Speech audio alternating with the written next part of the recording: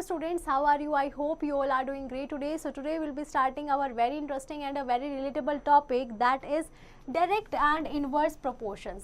क्या पढ़ेंगे बच्चों? हम डायरेक्ट और इनवर्स प्रोपोर्शंस के बारे में पढ़ेंगे. इसमें the values of two quantities depends on each other in such a way that a change in one result in a corresponding change in the other. Then the two quantities are said to be in variation. कि मतलब बच्चों अगर हमारे पास दो quantities है और उसमें से अगर मैं एक क्वांटिटी को चेंज कर रही हूँ उसके कुछ रिजल्ट में, तो अगर मेरी दूसरी क्वांटिटी के रिजल्ट में भी कोई चेंजेस आ रहे हैं बच्चों, तो दैट मीन्स वो दो क्वांटिटीज़ कैसी हैं? इंटर रिलेटेड है, वो दोनों इन वेरिएशन है. We come across many situations in our daily life where we need to see variation in one quantity bringing in variation in other quantity. कि बच्चों हम ऐसी बहुत सी डेली लाइफ में चीज़ें देखते हैं जिसमें हम अगर एक क्वांटिटी में कोई चेंजेस करते हैं तो उसके चेंजेस जो है वो दूसरी क्वांटिटी में भी हमारे रिफ्लेक्ट होते हैं. For example, more articles will cost more. ज़्यादा आर्टिकल्स की कॉस्ट कैसी होगी बच्चों? ज़्यादा होगी. जितना ज़्यादा आपने मनी डिपॉजिट किया है बैंक में उतना ज़्यादा आपको इंटरेस्ट मिलेगा किसी भी फिक्स्ड पीरियड पे. जितना ज़्यादा डिस्टेंस जो है कार कवर करेगी उतना ज़्यादा वो पेट्रोल कंज्यूम होगा. जितना ज़्यादा हमारी कार की स्पीड होगी उतना ही कम टाइम हमें कुछ डिस्टेंस को कवर करने में लगेगा. जितना ज़्यादा एक वर्कर्स जो है अपना काम करेंगे उतना ही कम टाइम में वो उस काम को बहुत जल्दी फिनिश कर पाएंगे. Now let's look at the direct proportion और डायरेक्ट वेरिएशन. क्या होता है बच्चों? टू क्वांटिटीज़ एक्स और वाई को मैं इनडायरेक्ट प्रोपोर्शन जब कहूँगी, if whenever the value of X increases और decreases and the value of Y increases और decreases in such a way that the ratio X by Y remains constant. कि ma'am अगर मेरे पास दो quantity है, एक एक्स है और एक वाई है बच्चों, अगर मैं एक्स की वैल्यू बढ़ा रही हूँ तो मेरी वाई की वैल्यू भी इंक्रीज होगी. अगर मैं एक्स की वैल्यू को डिक्रीज कर रही हूँ तो वाई की वैल्यू भी डिक्रीज होगी. अगर मेरा रेशियो जो है वो ऐसे चल रहा है, मतलब एक्स वाई बाई वाई का रेशियो अगर मेरा कांस्टेंट रहता है, तो मैं उसे बोलूँगी ये दोनों कैसे हैं बच्चों? डायरेक्ट प्रोपोर्शन में है. Thus x and y are in direct proportion. अगर एक्स और वाई की वैल्यू मेरी किसी कॉन्स्टेंट के इक्वल है. एंड सिमिलरली ऐसे आप बहुत सारे एक्स वाई ले सकते हैं जिनकी वैल्यूज अगर मान लीजिए के इक्वल है. लेकिन एग्जांपल नंबर 1, 2 एंड 3 हमने देखा मैम, जब हम किसी चीज़ को बढ़ा रहे हैं तो दूसरी वाली चीज़ भी जो वो बढ़ रही है. दैट मीन्स ये हमारे कैसे केसेस है?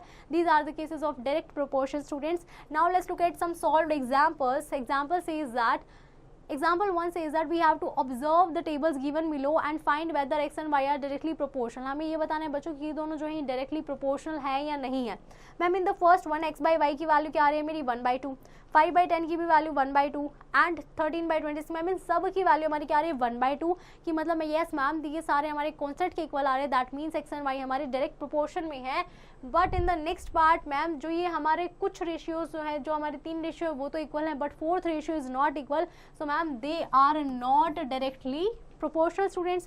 Now let's look at example number 2. Example number 2 says that a car covers 396 km in 36 liters of petrol.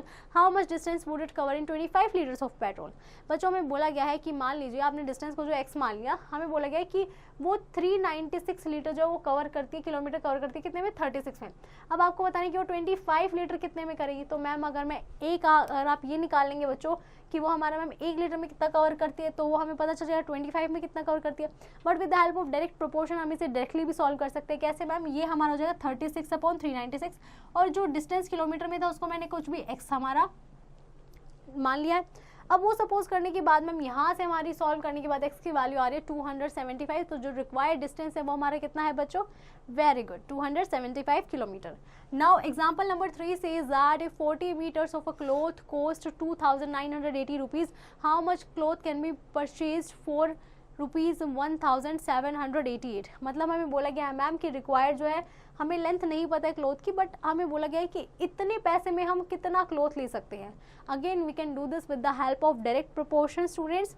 सबसे पहले मैम 40/2980 एंड मुझे मैम लेंथ नहीं पता इसलिए मैंने उसको क्या मान लिया? एक्स मान लिया. And after equating it compare किया मैंने इन दोनों को, तो यहाँ से मैम मेरी एक्स की वैल्यू कितनी आई है बच्चों? 24 मीटर. तो मैम हमें कितना required length of cloth is? 24 metre students.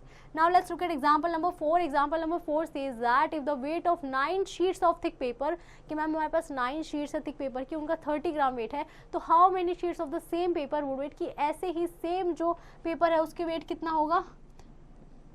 5/4 kg वाले का कितना होगा, ये आपको इसमें बताना है. तो सबसे पहले तो मैम ये हमारे किस में है? ग्राम में है. ये हमारे किस में है? किलोग्राम्स में है. तो सबसे पहले हम क्या करेंगे बच्चों? वेरी गुड मैम, हम हमेशा यूनिट को जो है सेम करते हैं. तो जब मैंने यूनिट को सेम किया तो मैम ये हो गया हमारा 1250 ग्राम. अब हमें शीट्स नहीं पता कितनी है, तो उसके लिए हम क्या करेंगे? एक्स लेट कर लेंगे and with the help of direct proportion हम इसको इक्वेट कर देंगे। नंबर ऑफ शीट्स कितनी है, 9 है। वेट कितना उनका 30 है। नंबर ऑफ शीट्स हमें नहीं पता है, एक्स सपोज क्या है, और हमें कितने के लिए निकालना है बच्चों, 1250 के लिए निकालना है। So when we equated it, the answer we get the required number of sheets is 375 students. Now let's look at example number 5. Example number 5 says that a train is moving at a uniform speed of 75 km per hour. कि हमारी जो ma'am एक train जो है वो move करे किससे, 75 km per hour की स्पीड से। तो आपको ये बताने कि बच्चों 24 मिनट्स में वो कितना डिस्टेंस ट्रैवल करेगी। मतलब हमें क्या करना है मैम, स्पीड निकालनी है, तो यहाँ पे मैंने इसको x मान लिया डिस्टेंस को। अब आपको ये बताना है कितना टाइम वो लगाएगी 175 किलोमीटर को कवर करने में, तो हमें नहीं पता। तो यहाँ पे मैंने क्या कर लिया, जो मैम हमारा जो टाइम था उसको मैंने वाई सपोज कर लिया। अब सबसे पहले हम इन दोनों को सॉल्व करेंगे, उसके बाद हम इन दोनों को सॉल्व करेंगे। अब मैम हमें पता है 75 किलोमीटर पर आवर, मतलब ये क्या है मैम, ये हमारा 75/60 किलोमीटर की स्पीड से जो है ये हमारी चल रही है। तो इस वजह से मैंने यहाँ पे टाइम टेकन कितना लिखा है बच्चों, 60 लिखा है। अब मैम डायरेक्ट प्रोपोर्शन के अकॉर्डिंग, ये हमारा डायरेक्ट प्रोपोर्शन का केस है, तो जब मैंने इन दोनों वैल्यूज को इक्वेट किया, so the answer we get is x हमारा कितना है मैम, 30 किलोमीटर जो है वो हमारा 24 मिनट्स में डिस्टेंस ट्रेवल करेगी। Now in the next one हमने क्या किया मैम, हमने 175/y को 75/60 के साथ इक्वेट किया है, and the answer we get is y हमारा कितना हो जाएगा, 140 मिनट्स। मतलब कितना टाइम कवर करेगी बच्चों, 175 किलोमीटर को कवर करने में it will take 140 minutes, that is 2 hours 20 minutes is the distance it will travel. Now let's start with exercise 11.1. First part says that observe the table given below in which each one find whether x and y are proportional. हमें क्या देखना है बच्चों, whether x और y जो है वो हमारे proportional है या नहीं है। So मैम सबसे पहले 4/12 that is equals to, जब हम इसको कट करेंगे कितना हो जाएगा बच्चों, 1/3। अब मैम 6/18 भी क्या हो जाएगा, 6 3 जा 18, 9 3 जा 27, 12 1 जा 12, 12 3 जा 36, 17 1 जा 17, 17 3 जा 51 स्टूडेंट्स। Very good. तो मैम अब ये बताना है बच्चों आपको, क्या ये डायरेक्ट प्रोपोर्शन है या नहीं है। वेरी गुड, यस मैम ये एक डायरेक्ट प्रोपोर्शन है, क्योंकि इन सब की वैल्यू किसी कांस्टेंट के दैट इज 1/3 के इक्वल आ रही है, so it is a case of direct proportion. Now you can solve the remaining questions by yourself. Now let's look at the inverse proportion. Inverse proportion क्या होता है बच्चों, we know that जितनी ज़्यादा speed होगी a car will take less time, उतना ज़्यादा car जो है वो कम टाइम लेगी उस डिस्टेंस, फिक्स डिस्टेंस को ट्रैवल करने में। सिमिलरली जितने ज़्यादा वर्कर जो है काम करेंगे उतना जल्दी जो है काम कम टाइम में फिनिश होगा। सो दे आर द केसेस, ये वो केसेस है बच्चों जहाँ पे दो वेरिएबल जो है वो एक दूसरे से रिलेटेड तो हैं, लेकिन अगर एक इंक्रीज हो रहा है तो दूसरे का प्रोपोर्शन क्या हो रहा है, हमारा डिक्रीज हो रहा है। और यही वाइस वर्सा, अगर मान लीजिए एक हमारा इंक्रीज करेगा तो दूसरा डिक्रीज करेगा। सो इनवर्स प्रोपोर्शन में क्या होता है बच्चों, two quantities x and y are said to be in inverse proportion. अगर एक्स इंटू वाई की वैल्यू हमारे किसी के कांस्टेंट की इक्वल आती है तो इसे हम क्या बोलते हैं, that is called inverse proportion. मतलब आप कितने भी एक्स जो है वो ले सकते हैं, अगर हमारे वो के इक्वल आ रहे हैं that means we can say it is an inverse proportion. Now let's look at the example to understand it better. Example number 1 says that आपको इस टेबल को ऑब्जर्व करना है और बताना है कि क्या ये दोनों हमारे इनवर्सली प्रोपोर्शनल है या नहीं है। सबसे पहले मैम एक्स वाई को मल्टीप्लाई करेंगे, ये आ रहा है हमारा 144 और ये भी 100, ये सारे हमारे 144 के इक्वल आ रहे हैं। 144 एक हमारा के कांस्टेंट है, तो यस मैम ये हमारे क्या है, इनवर्सली प्रोपोर्शनल है। Now in the second part students, when we multiply x by y, so ma'am 9 4 जा 36, 18 into 2 is also 36, but 7 9 is 63। तो मैम ये सारे रेशियोज जो है इन सब की वैल्यू इक्वल तो नहीं आ रही, that means very good students they are not inversely proportional. Now let's look at example number 2. Example number 2 says that if 42 men can do a piece of work in 49 days, कि अगर 45 man है, अगर वो कुछ काम को 49 days में complete कर रहे हैं, then in how many days 35 man जो है वो उस काम को कितने दिन में कंप्लीट करेंगे। तो उसके लिए हमने कितने दिन में कंप्लीट करेंगे, नंबर ऑफ डेज के लिए हमने क्या मान लिया बच्चों, we suppose it as number of days as x. अब मैम हमें पता है ये किसका क्वेश्चन है, very good ma'am, this is the question of inverse proportion. कैसे पता चला कि मैम जितने ज़्यादा वर्कर काम करेंगे उतना कम टाइम लगेगा। सो ये हमारे किस में होता है, इनवर्स प्रोपोर्शनल में। तो इसीलिए हमने यहाँ पे जो है x into y, x1 into y1 is equals to x2 into y2 किया, एंड यहाँ से द x की वैल्यू जो हमें आई है बच्चों वो that is 63।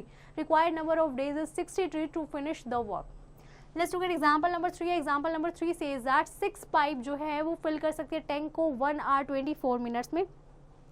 How long will it take to fill the tank if 7 pipes अगर हमने बच्चों यूज़ किए हैं तो कितने जो टाइम लगेगा उस टैंक को फिल करने में, उसको मैंने क्या मान लिया, we suppose it as x, क्योंकि मैम जितनी ज़्यादा जल्दी वो होगा। तो ये हमारा कैसा क्वेश्चन है, वेरी गुड। ये मैम हमारा इन्वर्स प्रोपोर्शन का है, क्योंकि जितनी ज़्यादा पाइप लगेगी उतना ज़्यादा कम टाइम में हमारा टैंक जो है वो क्या हो रहा है बच्चों, फिल हो रहा है। सो जब हमने इसको इक्वेट किया, so the value of x we get here is 72 minutes, that is 1 hour 12 minutes.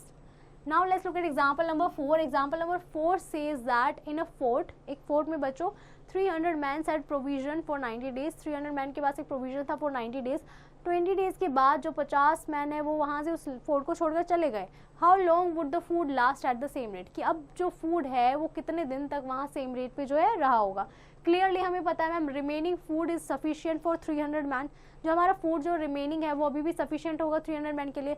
सो अगर मान लीजिए हमने बोला कि उसमें से 20 डेज बाद कितने दिन बचे बच्चों, 70 डेज बचे मैम.